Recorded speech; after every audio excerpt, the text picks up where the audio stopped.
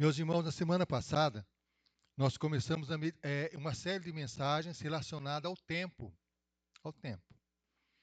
Os irmãos podem pensar, mas semana passada eu não estive aqui. O que foi falado a semana passada sobre o tempo? Resumindo, o que nós falamos a semana passada. O tempo, normalmente nós podemos analisar o tempo de duas formas diferentes. Uma é o chamado tempo cronológico. É aquele tempo que vai devorando a nossa vida, que os anos vão passando.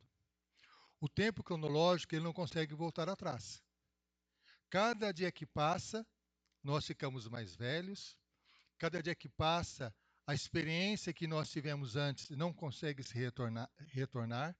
Cada dia que passa, nós vemos a nossa vida sendo devorada pelo tempo. Esse é o tempo cronológico. É um tempo que, quando começamos a pensar nele, muitas vezes podemos querer até mesmo um certo desespero. A minha vida está voando. O tempo está passando muito rápido. Parece que daqui a pouco já é Natal, daqui a pouco começa 2026. Parece que 2025 começou há tão pouco tempo atrás. Então nós sentimos a situação do tempo devorando, consumindo a nossa vida. Aí a palavra de Deus, lá no livro de Efésios, no capítulo 5, fala algo muito precioso no nosso coração. Fala assim, remir o tempo, porque os dias são maus. E a palavra remir o tempo, na língua que foi escrita a Bíblia, que é o Novo Testamento, que é o grego, significa resgatar, ou então recuperar. É tirar o tempo daquilo que está levando ele a ser devorado, destruído. E o que é esse resgatar o tempo? No texto bíblico, o tempo que aparece ali, muito interessante, na palavra grega, não é o tempo cronos, é o tempo kairos, é o tempo da oportunidade. Bíblicas chamam aproveitar bem as oportunidades. Qual a diferença entre o tempo cronológico, aquele tempo que devora a nossa vida, e o tempo da oportunidade? A oportunidade, ela não está presa ao tempo cronológico. Vou dar um exemplo para os irmãos a respeito disso. Na semana passada, o nosso irmão Luiz, com a Estela, estava com os netos lá no resort. Lá. Aquele momento, na palavra de Deus, ela se relaciona ao tempo kairos, o tempo da oportunidade. Naquele instante ali, que os irmãos vivenciaram aquele relacionamento com os netos com os irmãos, é algo extremamente precioso. Esse tempo não é medido pelo relógio, é medido pelo relacionamento. Por isso a palavra de Deus incentiva a nós aproveitarmos as oportunidades, aproveitarmos esses tempos que Deus nos dá para estarmos com as pessoas que nós amamos, saboreando esse momento. E esse tempo da oportunidade, até nós meditamos semana passada no grupo de estudo, que é o tempo que se relaciona com a eternidade. Por que a eternidade? A eternidade, no contexto bíblico, é a ausência do tempo. Não é todo o tempo, é a ausência do tempo. Quando nós estamos com as pessoas que nós amamos, o tempo para. E nós não podemos perder essa oportunidade. Esse é o tempo kairos, que a palavra de Deus nos diz. Nunca perder a oportunidade de estarmos com as pessoas que nós amamos, estarmos com... Faz muito bem ao nosso coração e faz muito bem à nossa alma. Nós não podemos perder essas oportunidades. Não podemos. Por isso, quando cria-se um momento, até o nosso irmão Luiz comentou agora, né? Esse tempo, kairos da oportunidade, gera memória afetiva, positiva. Não esquece que gostoso aquele momento que eu passei, que eu amo tanto, como foi gostoso. Então, é necessário oportunidades. Só que existe uma questão quando se fala do tempo kairos da oportunidade. A nossa vida é pressionada o tempo todo para atender demandas que surgem no nosso dia a dia. Demandas do trabalho, demandas de estudo, demandas de várias questões que surgem, passeios e outras coisas mais. Tudo isso pode muitas vezes nos sobrecarregar. O que fazer, então, para aproveitar o tempo que a palavra de Deus nos diz?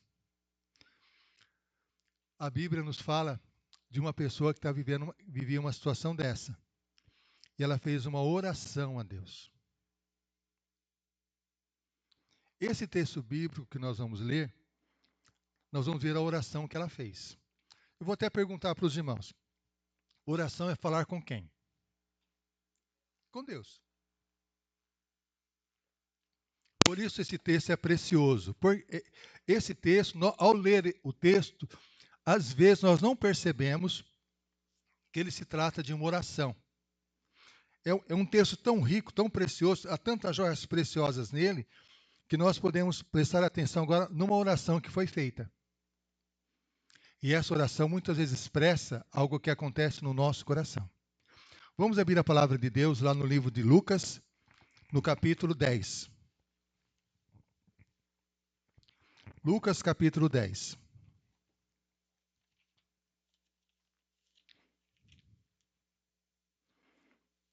Lucas, capítulo 10. Nós vamos ler o versículo, a partir do versículo 38.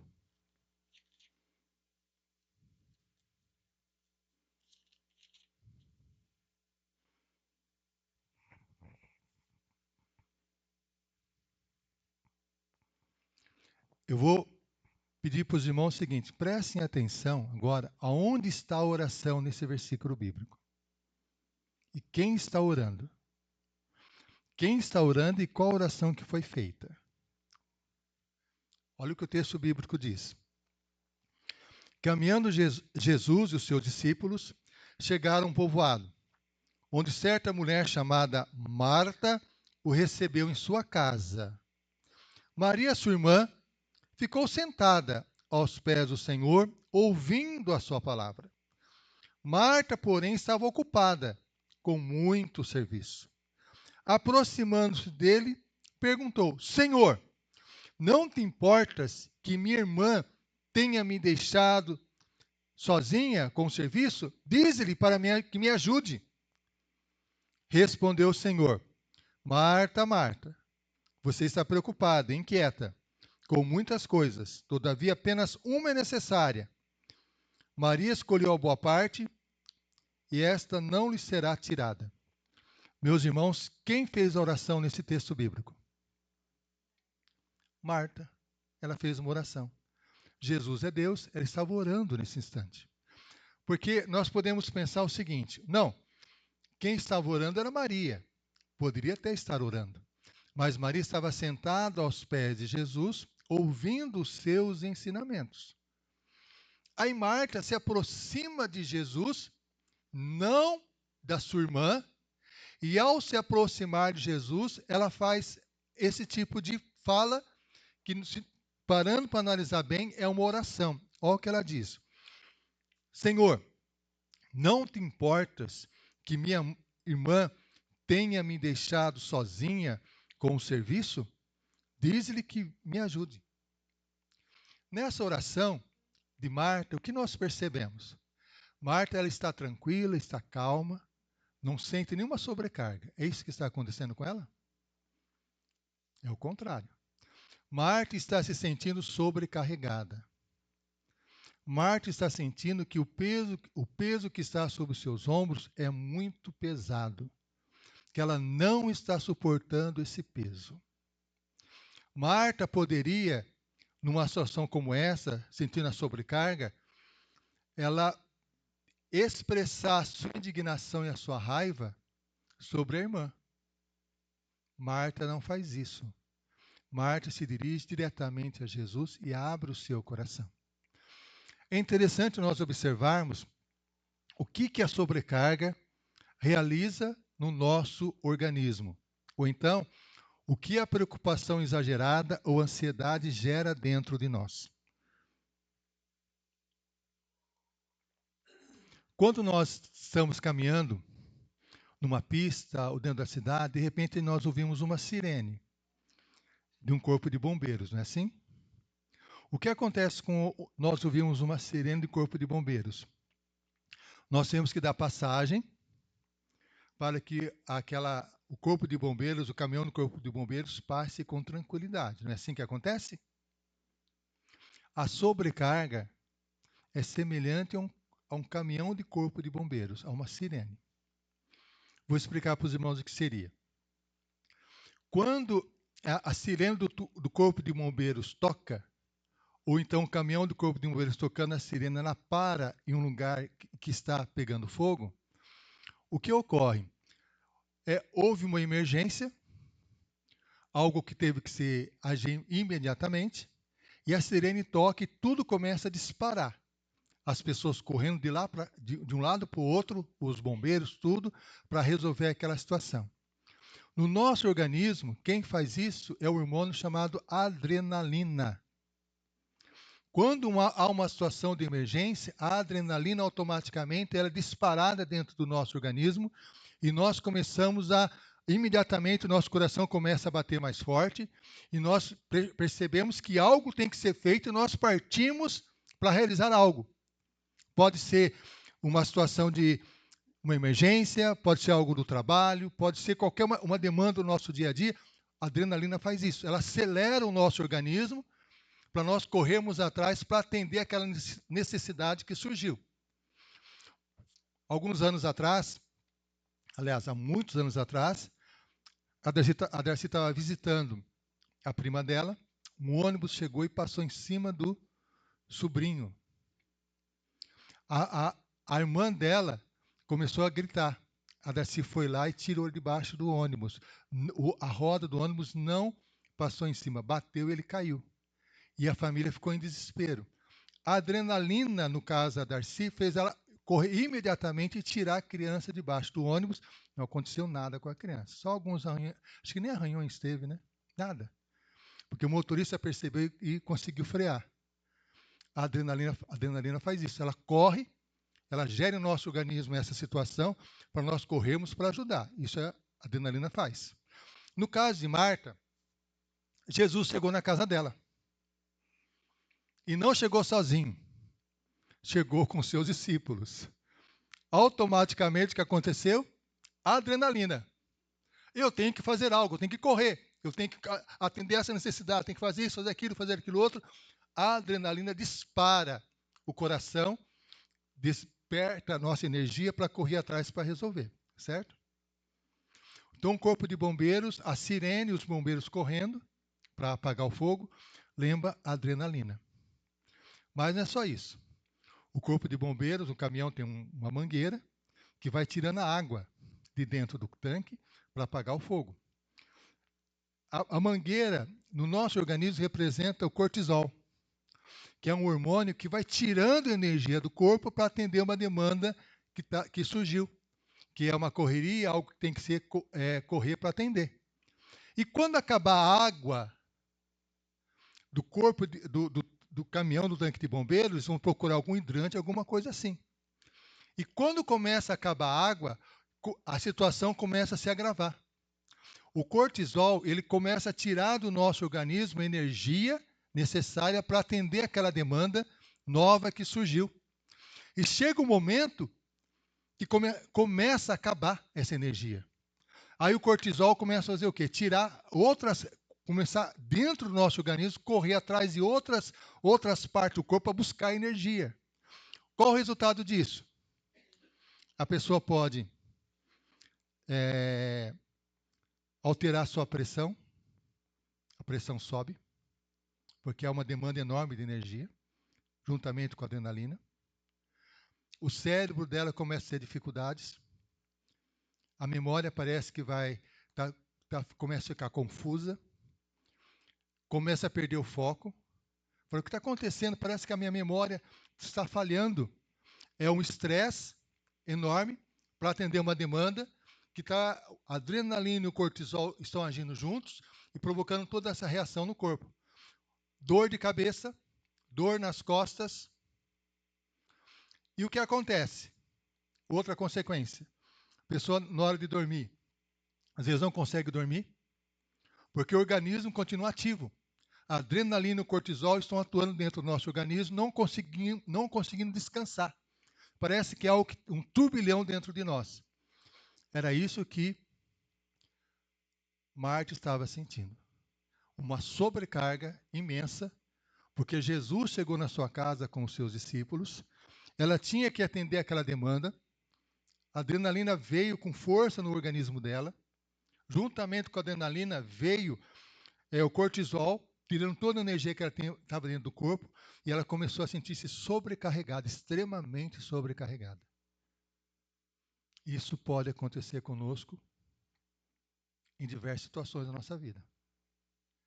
E quando essa situação ela permanece por um bom tempo, nós adoecemos emocionalmente de uma forma terrível, terrível.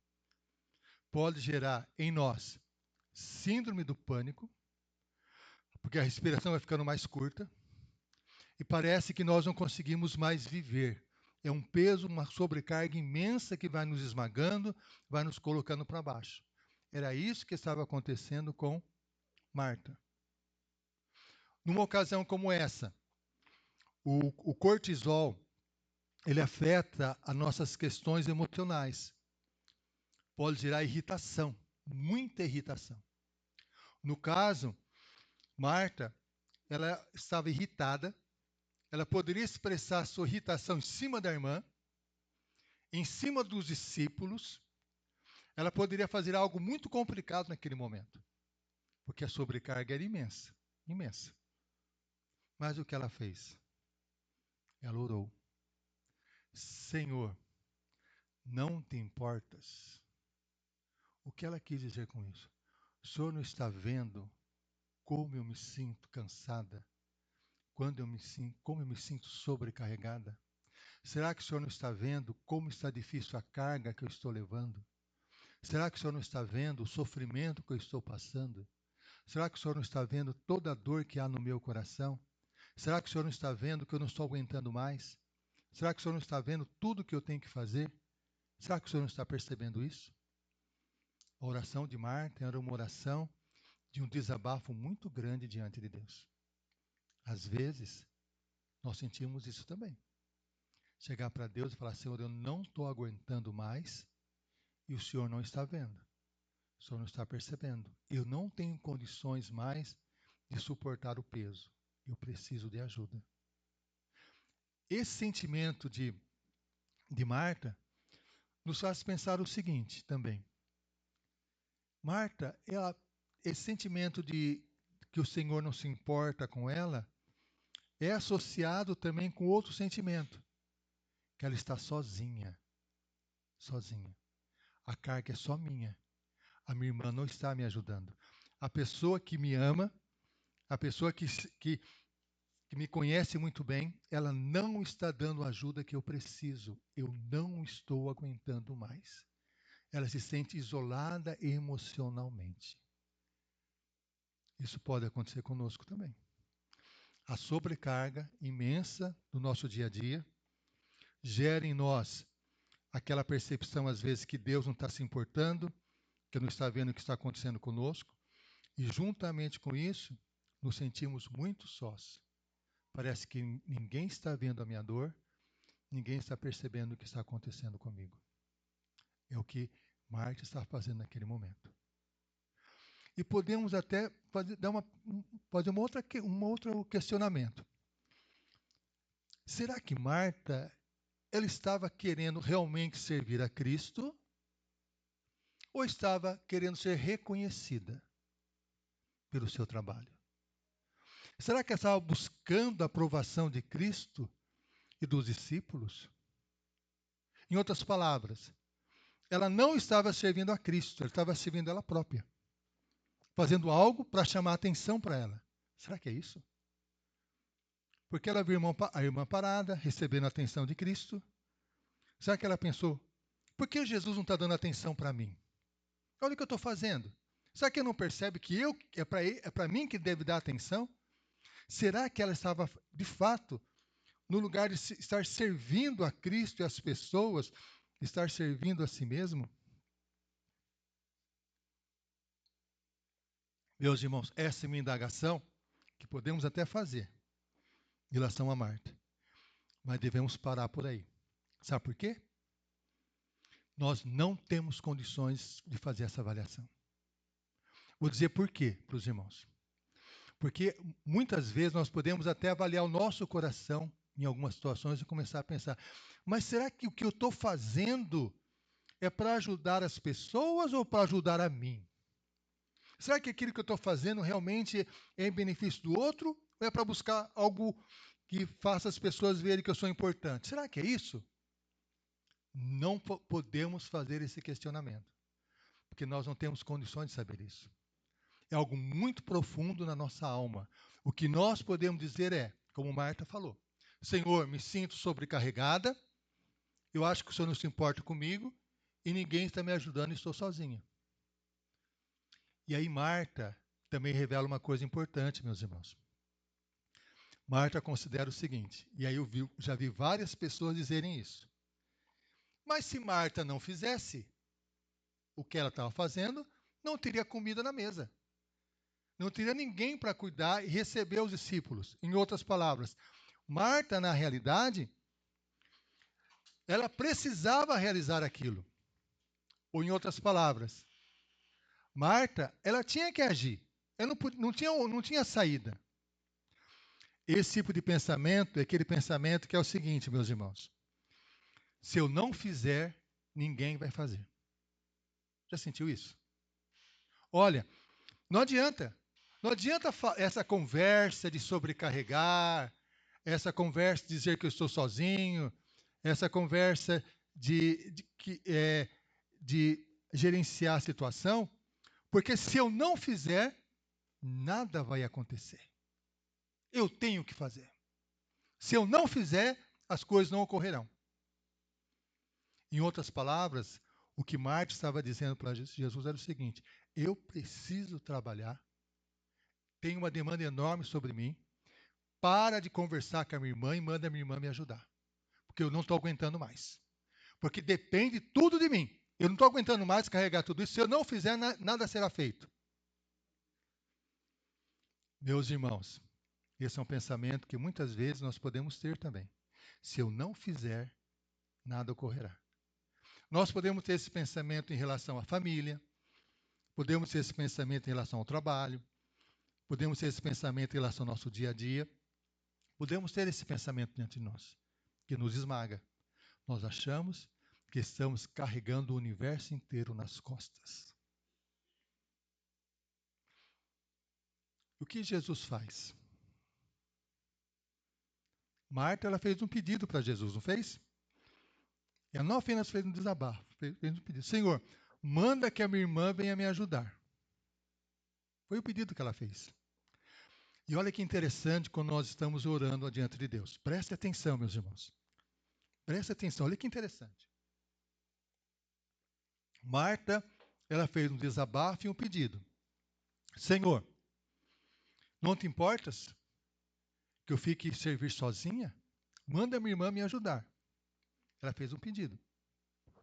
Jesus não responde o pedido dela com sim, nem responde o pedido dela com não, e nem responde o pedido dela com espera.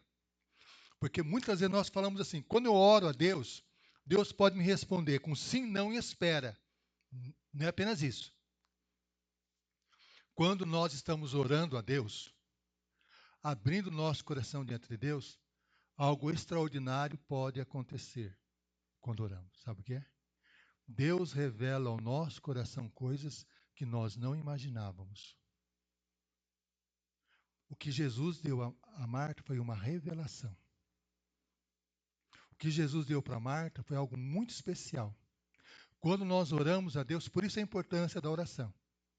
Eu posso chegar diante de Deus, abrir o meu coração, falar para Deus tudo o que eu estou sentindo, fazer uma oração de lamentação, que foi a oração de Marta. Senhor, não te importas que minha irmã me deixe servir sozinho.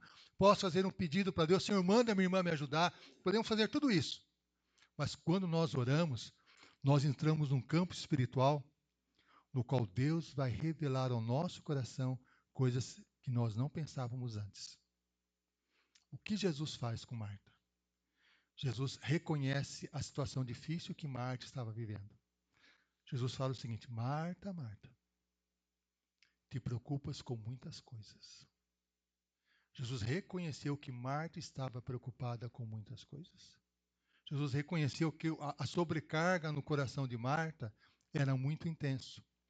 Jesus, podemos dizer assim, que ele validou a angústia do coração de Marta. Validou. Mas aí vem uma revelação. Poucas coisas são necessárias, ou mesmo uma só. O que Jesus está dizendo? Marta, eu não vou dar a você o que você está pedindo.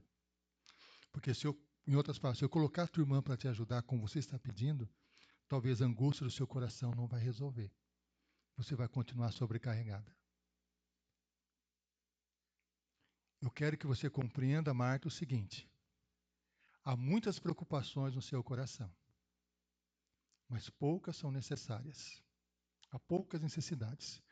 Quando se fala de necessidade humana, nós temos alguns pensadores interessantes. Maslow, ele fez uma hierarquia das necessidades humanas. Fala que a primeira necessidade é fisiológica e vai avançando até a realização. Em outras palavras, as pessoas têm necessidades. Um outro pensador, Paulo Freire, falou o seguinte, que o homem é um ser incompleto. Ele está sempre em busca de algo para preencher. É uma angústia constante. Parece que ele está sempre correndo atrás de uma necessidade nova que surge no seu coração. Um outro pensador, Schopenhauer, fala o seguinte, que o coração do homem é um coração que fica o tempo todo dominado pela angústia e pela ansiedade. Porque ele anseia obter algo, mas quando obtém aquele algo, ele entra no tédio. Fica angustiado de novo, quer uma outra necessidade. O homem está sempre angustiado com coisas assim. O que Jesus fala para ela assim, Marta, você está ansiosa com muitas e muitas coisas, mas apenas uma coisa é necessária. E a pergunta é, o que é necessário? Jesus não deu a Marta mais tempo. Talvez ele quisesse mais tempo. Nem mais uma pessoa para ajudar. O que Jesus deu a Marta é um princípio espiritual essencial em nossa vida, que é o seguinte, Marta, você precisa reorganizar a sua vida, colocando o que é prioridade em primeiro lugar. O que realmente é necessário, o que realmente é prioritário, isso tem que ocupar a dimensão maior da sua vida. Caso contrário, o seu coração vai continuar atribulado, vai continuar angustiado. E qual é a prioridade? A prioridade das prioridades é estar na presença de Cristo Jesus. A prioridade das prioridades, sabe o que é? Nós olharmos lá fora,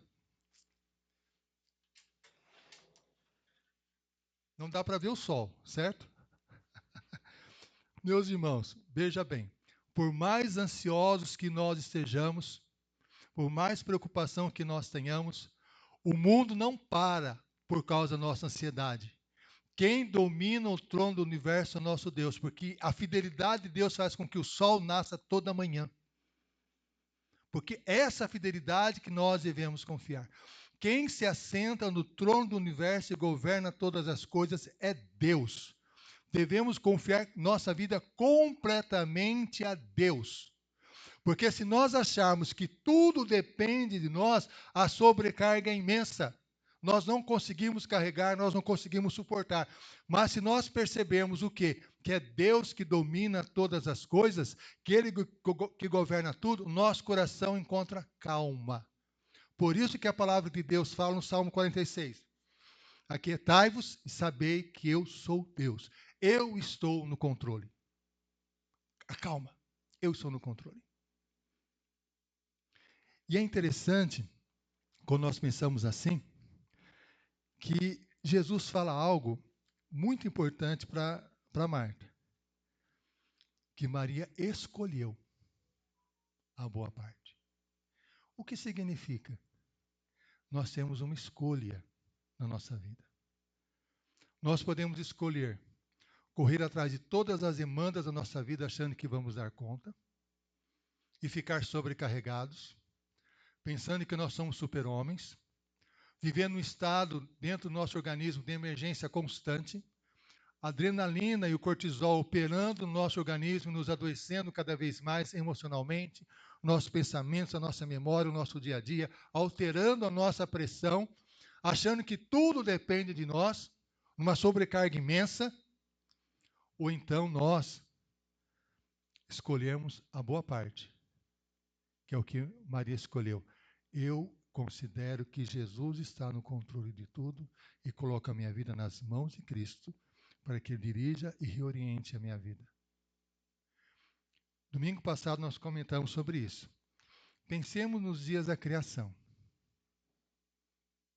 Antes do homem surgir sobre a face da terra, Deus havia criado o sol, as estrelas. Deus havia estabelecido a separação dos mares, da água. Deus criou os vegetais, Deus criou tudo. Antes que o homem pisasse sobre a face da terra, Deus havia preparado tudo. Tudo é dependente de Deus. Nós somos dependentes de Deus. Quando nós percebemos isso, o nosso coração se acalma. E ao acalmar o nosso coração, sabe o que acontece? Nós adquirimos uma força que nós não conseguimos entender de onde que vem. Nós começamos a fazer as mesmas coisas que nós estávamos pensando em fazer, mas com o coração em calma, com o coração descansando no poder de Deus. Vou dar um exemplo para os irmãos sobre isso. O que a ansiedade faz diante de nós? Hoje aparece muito pitbull por aí. Quando vem pitbull, meu coração já acelera. Imagine você chegar na sua casa, que não tem portão elétrico e tal, você está com uma chave para abrir o portão e um pitbull correndo na sua direção. Você não consegue acertar o da chave. Seu coração acelera, não é assim? O cortisol joga lá, puxa toda a energia, mas aquilo atrapalha a sua forma de pensar. Você não consegue, está travando tudo. E eu pergunto para os irmãos, talvez, quantas vezes nós corremos risco de vida dirigindo o carro, porque o nosso coração está acelerado, pensando em tantas coisas, mas quando o coração se acalma e percebemos que Deus está no controle, nós fazemos a mesma coisa. O pitbull vem e fala, Deus está segurando o pitbull. Você abre a porta. O coração acalma, você consegue ser eficaz. Hoje em dia, uma das maiores preocupações da saúde emocional e mental é com o transtorno de ansiedade. Como a pessoa pode controlar a sua ansiedade, controlar o seu coração. A ansiedade pode vir de diversas formas. No caso de Marta, ela estava sobrecarregada, sim, mas ela dá a impressão no texto bíblico também que ela estava ansiosa, nervosa, porque a irmã dela não estava ajudando. Ela ficou comparando com a outra. Eu trabalho, ela não trabalha. Ansiedade. Ou então ela... Porque isso pode acontecer o contrário. Aquela pessoa faz muito mais do que eu, não faço menos, então me sinto mal também. Então é necessário acalmar o coração e nos colocar diante de Deus. Foi o que Maria fez. Ela escolheu colocar Jesus Cristo em primeiro lugar absoluto na sua vida. Foi o que ela fez. No texto bíblico nós percebemos o quê? Maria assentada aos pés de Cristo e Marta aprendendo de Jesus a estabelecer prioridades na sua vida e que a prioridade fosse Ele. Será que Marta aprendeu a lição? Será? Vamos ver João capítulo 11. Evangelho de João, lá no capítulo 11. João capítulo 11, começando no versículo 21.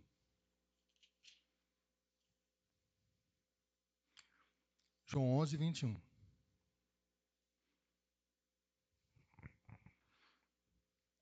Marta achava que tudo dependia dela, estava sobrecarregada, não era assim? Quando o seu irmão Lázaro morreu, a primeira pessoa a se aproximar de Jesus não foi Maria, foi Marta. Foi Marta. Foi a primeira a se aproximar de Jesus. Quando ela se aproximou de Jesus, o que ela disse para Jesus? Olha o que ela disse. Senhor, se estivesses aqui, meu irmão não teria morrido. Isto é, Senhor, o Senhor está no controle de todas as coisas. E ela continua, olha a ousadia dela ainda. Mas sei que mesmo agora, Deus te dará tudo o que pedires. Ela percebeu quem está no controle é Cristo, é Deus. Deus ouve a oração, Deus atende a súplica, Disse-lhe Jesus: o seu irmão vai ressuscitar. Marta respondeu: eu sei que ele vai ressuscitar na ressurreição no último dia. Disse-lhe Jesus: eu sou a ressurreição e a vida. Aquele que crê em mim, ainda que morra, viverá. E quem vive e crê em mim, não morrerá eternamente. Você crê nisso? Respondeu ela: sim, Senhor. Eu tenho crido que tu és o Cristo, o Filho do Deus que devia vir ao mundo. Aprendeu? Aprendeu. E aí chega uma situação que nós devemos analisar o nosso coração. Nós podemos estar com Jesus, conhecer a Jesus, Jesus está em nossa casa, mas nós continuamos sobrecarregados. Nós continuamos carregando fardo. Nós continuamos achando que tudo depende de nós, que Deus não se importa conosco, que estamos a servir sozinhos, nos comparando com outras pessoas, nos sentindo cada vez mais esmagados, quebrados, sem energia, sem força.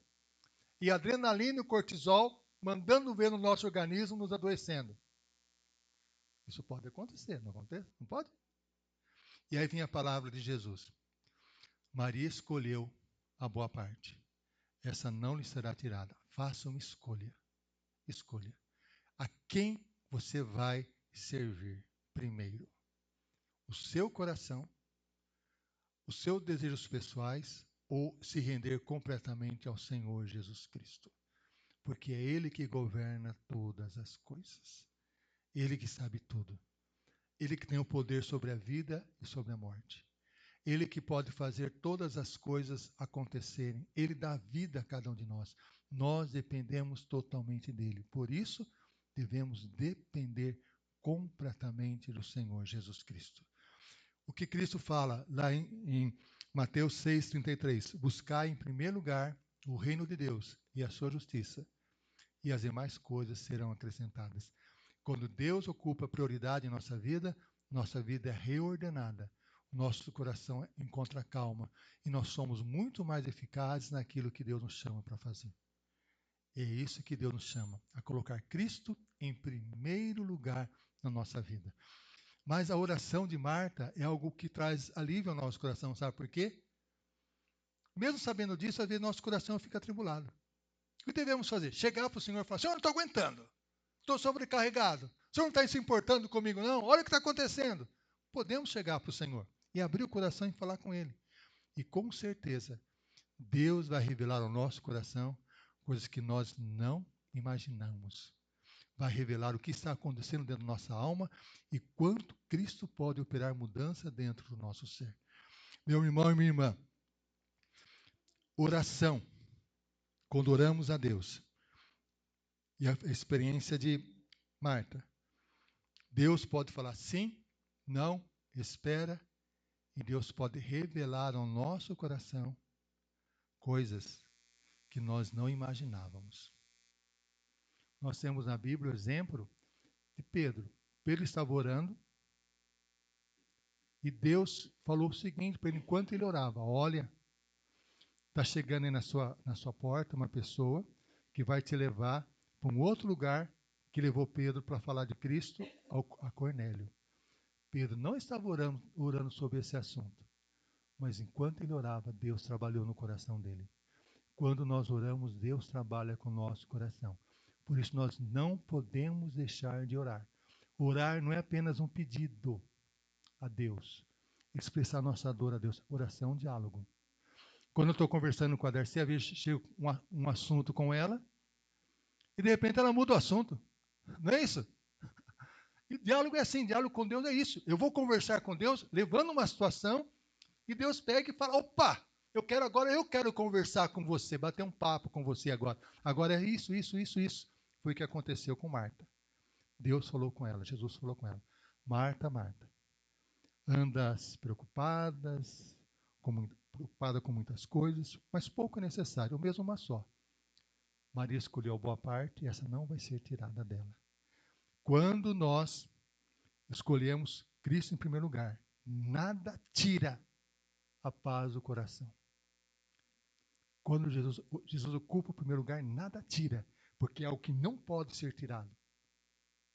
nós vamos estar orando ao Senhor, pedindo, Senhor, que nós possamos compreender que tudo depende de Ti, não de nós.